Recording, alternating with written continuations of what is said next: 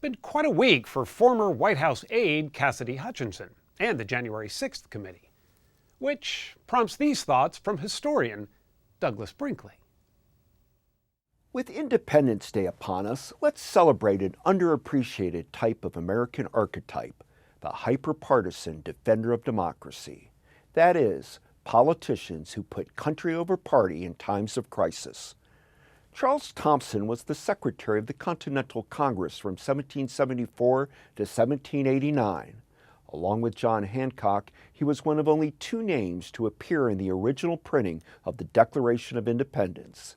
Thompson wrongly thought that the new country couldn't survive a two-party system, that polarization would reign supreme, and that the new nation would inevitably devolve into two mobs vying for power every 4 years.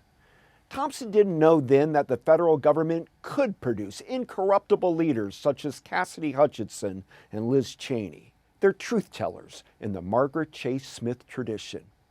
During the 1950s, Senator Joe McCarthy, a Republican, had consolidated considerable power in Washington by red-baiting citizens as being communist.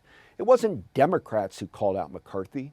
It was Senator Margaret Chase Smith of Maine, a Republican, who in her 1950 Declaration of Conscience speech from the Senate floor slammed her roguish GOP colleague as having debased America.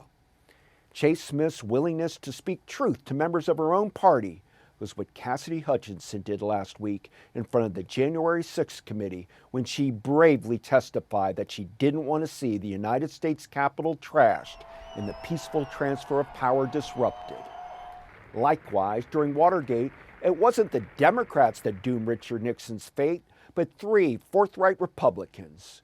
John Dean. I began by telling the president that there was a cancer growing on the presidency. Howard Baker. What did the president know, and when did he know it? And Barry Goldwater. Whatever decision he makes, it will be in the best interest of our country.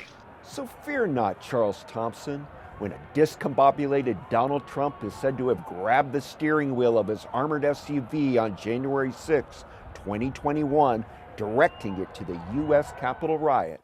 Patriots Liz Cheney and Cassidy Hutchinson headed straight for the Constitution.